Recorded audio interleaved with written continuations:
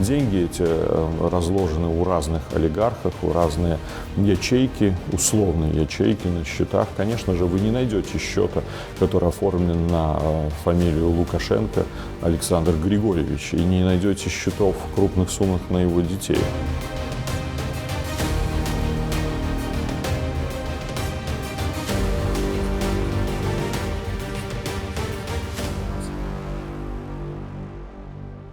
Сегодня в Беларуси нет памятников Лукашенко, но памятники создаются через словесные нарративы, через идеологические нарративы. Постоянно ссылаться на мудрость, на провидение, на то, что человек может смотреть в будущее и знать, что будет происходить. Это страна, превратившаяся в Северную Корею 2.0, где уничтожается все, любое мнение, любое инакомыслие, жесткое и жестокое. Это через избиение, через убийство политических оппонентов. У нас возвращение уже идет к Ленину, у нас людей сгоняют к памятникам Ленина и пытаются продемонстрировать вот именно эту глубинность власти Лукашенко. Он советский по ментальности человек, он пытается продолжить эти традиции, но он как раз-таки представляет сегодня эпоху сталинизма в уродливой ее форме, когда есть лагеря, так называемые химии, когда есть тюрьмы, где людей пытают. Ему не удалось выстроить клановую систему, и его власть рассыпется, как только он уйдет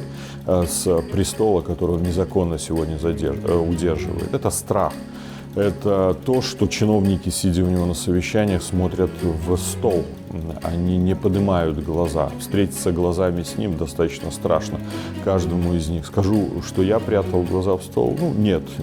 Можете верить, может, нет. Я старался смотреть прямо в глаза.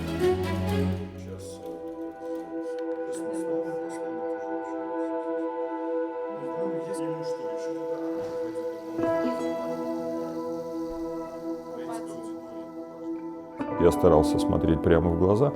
Наверное, он мог что-то прочитать и понимать в это, поэтому он когда-то мне сказал: я задушу тебя собственными руками, если ты меня предашь. И я понимал, что это не были пустыми словами, это была прямая угроза о возможном физическом устранении. И с этой мыслью, конечно же, я жил, и с этой мыслью я продолжал существовать и как-то выживать, может быть, в этой системе. Наступил предел, когда события 2020 года показали, что я не могу больше с этим мириться. И в тот день, когда я сделал свой выбор, сразу же раздался телефонный звонок, и мне было сказано: вы находитесь под государственной опекой 24 часа 7 дней в неделю. Это означает, что под полным контролем спецслужб. В последующем они даже не прятались, они просто находилось 4 сотрудников постоянно. Мне приходилось уходить от сопровождения, встречаться на конспиративной квартире, мне даже это удавалось сделать. Я понимал все риски, я знал, что в любой момент может произойти задержание.